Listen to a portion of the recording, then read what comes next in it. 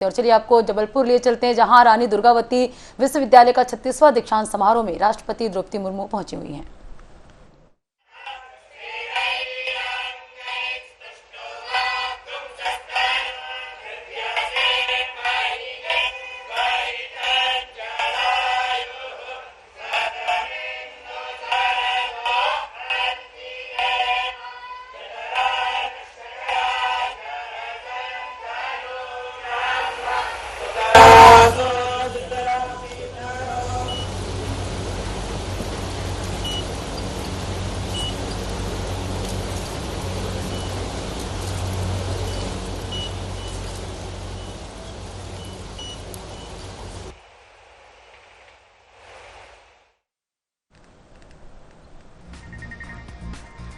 तो जबलपुर से ये लाइव तस्वीरें आप देख रहे हैं, जहां 36वां दीक्षांत समारोह का आयोजन किया गया है। राष्ट्रपति द्रौपदी मुर्मू मुख्य अतिथि के रूप में शामिल हुई हैं।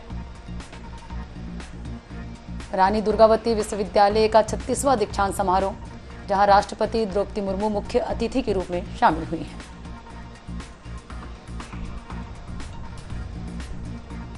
141 मेधावियों को मिलेंगे 240 स्वर्ण पदक। 182 शोधार्थियों को दी जाएगी पीएचडी की उपाधि।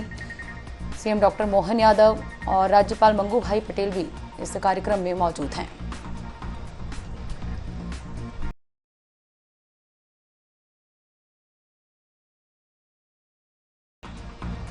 तो मेधावियों को स्वर्ण पदक से सम्मानित किया जाएगा। 182 शोधार्थियों को पीएचडी की उपाधि दी जाएगी। जबलपुर की रानी दुर्गावती विश्वविद्यालय का 36वां दीक्षांत समारोह है। राष्ट्रपति द्रौपदी मुर्मू मुख्य अतिथि के रूप में शामिल हुई हैं। और हम देख रहे पद्मा की राष्ट्रपति द्रौपदी मुर्मू जिस तरह से मध्य प्रदेश के दौरे पर आ ही रही है। पिछले दिनों की बात है जब बैतूल भी वो पहुंची हुई थी, और आज जबलपुर में उनका दौरा है। रानी दुर्गावती विश्वविद्यालय के 36वें दीक्षांत समारोह में शामिल होने पहुंची हैं राष्ट्रपति द्रौपदी मुर्मू। और जितने भी शोधार्थी हैं जिन्होंने अपनी मानद उपाधि पूरी कर ली है पीएचडी की, आज उन्हें स्वर्ण पदक भी प्रदान किए जाएंगे, क्योंकि उनका रिसर्च वर्क कंप्लीट हो गया है। और बताया जा रहा है कि 141 ऐसे मेधावी हैं जिन्हें आज स्वर्ण पदक से सम्मानित किया जाएगा। 182 शोधार्थियों को डिग्री भी प्रदान की जाएगी। बिल्कुल, तो राष्ट्रपति द्रौपदी मुर्मू मध्य प्रदेश के 5 दिवसीय दौरे पर हैं। आज उनका दौरा जबलपुर में है और दीक्षांत समारोह में वे मुख्य अतिथि के रूप में शामिल हुई हैं। और उनके साथ इस दौरान मुख्यमंत्री डॉक्टर मोहन यादव, प्रदेश के राज्यपाल मंगू भाई पटेल भी मौजूद हैं, और दीक्षांत समारोह की औपचारिक शुरुआत भी हो रही है। बता दें आपको, रानी दुर्गावती विश्वविद्यालय का ये 36वां दीक्षांत समारोह है। दीक्षांत समारोह जिसमें मानद उपाधियां प्रदान की जाती हैं, और विशेष अतिथि के तौर पर राष्ट्रपति द्रौपदी मुर्मू को इसमें शामिल होने के लिए आमंत्रित किया गया है। राष्ट्रपति द्रौपदी मुर्मू पहुंच चुकी हैं, मंचासीन हैं, और औपचारिकताओं के साथ इस दीक्षांत समारोह की शुरुआत हो रही है। और कहीं ना कहीं हम कह सकते हैं पद्मा की जितने भी शोधार्थी हैं जिन्होंने अपनी मानद उपाधि पूरी कर ली है, उनके लिए भी काफी गौरवपूर्ण क्षण है कि राष्ट्रपति के हाथों उन्हें मेडल्स प्रदान किए जाएंगे, उपाधियां उन्हें वितरित की जाएंगी। बिल्कुल अमित, और वर्षों की मेहनत, संघर्ष और सफलता का जश्न के रूप में दीक्षांत समारोह मनाया जाता है। और आज जो है जबलपुर में ये आयोजित किया गया है, और मुख्य अतिथि के रूप में राष्ट्रपति द्रौपदी मुर्मू पहुंची हुई है। बिल्कुल, और मंच पर मुख्यमंत्री डॉक्टर मोहन यादव भी हैं, राज्यपाल मंगू भाई पटेल भी हैं, और विश्वविद्यालय के कुलपति भी मंचासीन हैं। और अब इस दीक्षांत समारोह की शुरुआत हो रही है। राष्ट्रपति द्रौपदी मुर्मू इसमें शामिल होने के लिए जबलपुर पहुंची हुई हैं। बता दें आपको, 141 मेधावियों को आज 240 स्वर्ण पदक प्रदान किए जाएंगे। 182 शोधार्थियों को पीएचडी की उपाधि भी मिलेगी। रानी दुर्गावती विश्वविद्यालय का 36वां दीक्षांत समारोह शुरू हो चुका है। राष्ट्रपति द्रौपदी मुर्मू मुख्य अतिथि के तौर पर इसमें शामिल होने पहुंची हुई हैं। विश्वविद्यालय के जितने भी छात्र हैं जिन्हें आज ये उपाधि प्रदान की जा रही है, और इसके साथ ही समस्त जो उनके अभिभावकगण हैं वो भी यहाँ पर मौजूद हैं। कार्यक्रम की शुरुआत हो रही है, और राष्ट्रपति द्रौपदी मुर्मू इसमें मुख्य अतिथि के रूप में शामिल हैं।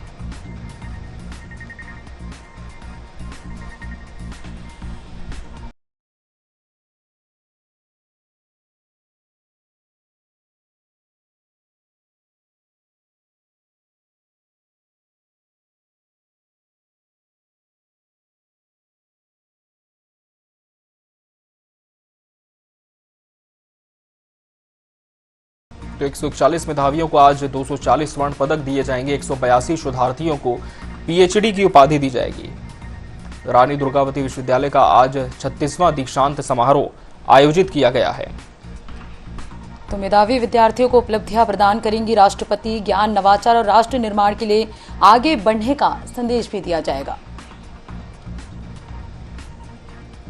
182 शोधार्थियों को ये पीएचडी की उपाधि भी दी जाएगी।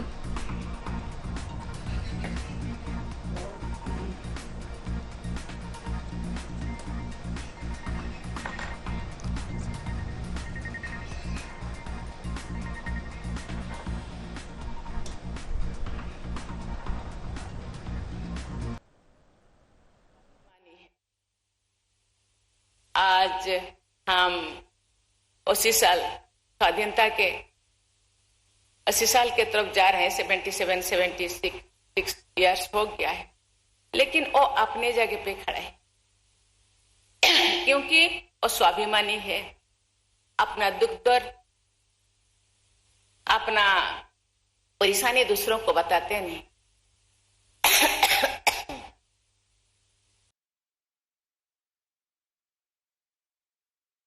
खुद आके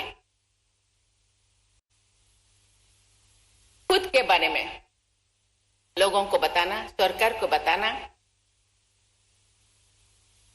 उनके भावना से परे है। इसीलिए लेकिन आज कुछ महिलाएं, कुछ बेटियां, कुछ बेटाएं उच्च शिक्षित हो रहे हैं। मैं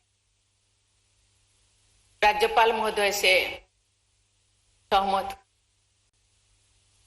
बड़ी बनना सरकार के सहयोग से या खुद के परिश्रम से अच्छी बात, लेकिन एक अकेला चलना समाज को छोड़ के, ये शायद क्योंकि उसी समाज से हम यहां तक तो आए हैं, उनके लिए चिंता करना हम लोगों का कर्तव्य है। जो भी बेटियां, जो भी बेटाएं कोई भी बड़े पोस्ट पे रहे, उनके तरफ समय देना।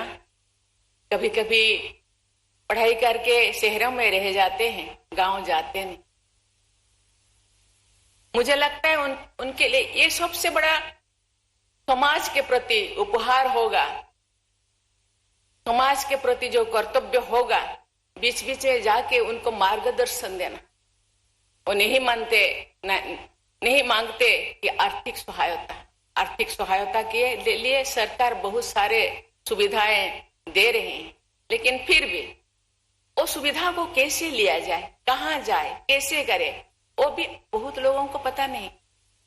इस चीज को मार्गदर्शन करना जो आगे बढ़ के उन लोगों का कर्तव्य होता। गवर्नमेंट अपने हिसाब से वो कर रहे हैं, लेकिन एक जनजाति होने के नाते युवाओं का भी कर्तव्य है कि उन तक जाए, उनको मार्गदर्शन करे। और उनको भी, जैसे कि हम सपने देख रहे हैं, हम सोच रहे हैं 2047 तक देश विकसित होगा। मैं एक चीज को बार बार दोहराती हूं, उसको मैं अभी भी दोहराना चाहती। हम सब जानते हैं पूर्वतन प्रधानमंत्री अटल बिहारी वाजपेयी बहुत बड़ा कवि थे। वो कहते थे, भारत एक जमीन का टुकड़ा नहीं जीता जागता राष्ट्र। मैं समझती हूँ एक राष्ट्रपति पुरुष का जैसे कश्मीर से कन्याकुमारी तक, से दक्षिण पूर्व से पश्चिम तक के सभी प्रदेश का, सभी गांव का जैसे विकास करना जरूरी है, ऐसे ही उसी गांव में, उसी प्रदेश में प्रत्येक व्यक्ति जो पीछे रह गए उनको आगे लाना, शायद सर्वांगीण विकास होगा। और 2047 का सपना शायद इससे ही परिपूर्ण होगा। शिक्षा ही किसी भी व्यक्ति या समुदाय के विकास का सबसे प्रभावी माध्यम। इसीलिए जनजातीय समुदाय के शैक्षणिक विकास के लिए प्रयास करना बहुत महत्वपूर्ण है। मुझे बताया गया है कि इस विश्वविद्यालय में ग्रामीण एवं वंचित वर्ग के विद्यार्थियों के सर्वांगीण विकास हेतु अनेक विशेष कौशल आधारित पाठ्यक्रम चलाई जा रहा है। हम सबको मिलकर ये प्रयास करना चाहिए कि हमारे जनजातीय युवाओं को आधुनिक विकास में भागीदारी करने का अवसर मिले और साथ ही उनकी जनजातीय पहचान व अस्मिता अपने सहज रूप से बनी रहे, क्योंकि अपना आइडेंटिटी, अपना धरोहर, अपना संस्कृति, अपना परंपरा को भूलना नहीं चाहिए। वो बहुत ही पवित्रता चीज है, क्योंकि वो सरलता और पवित्रता बनाए रखना जरूरी है।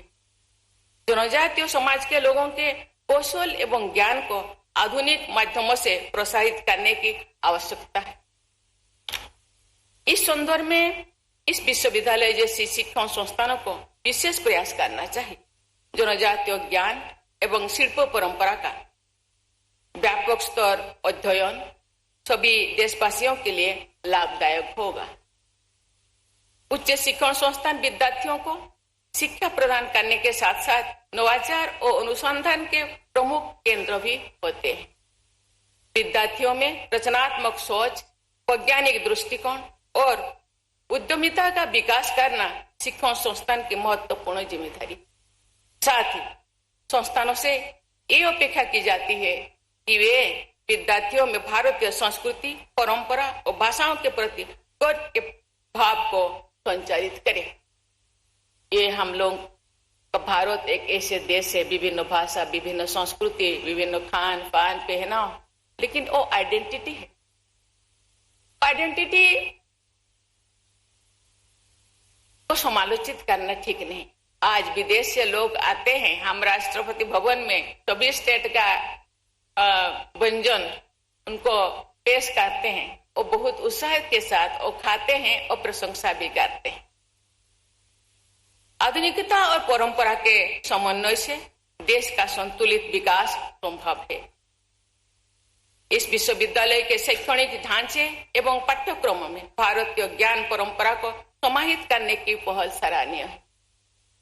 मुझे ज्ञात हुआ है कि ये विश्वविद्यालय वैदिक गणित एवं भारतीय शैक्षणिक मूल्यों के प्रचार प्रसार हेतु विभिन्न संस्थाओं के साथ सहयोग के लिए प्रयासरत है,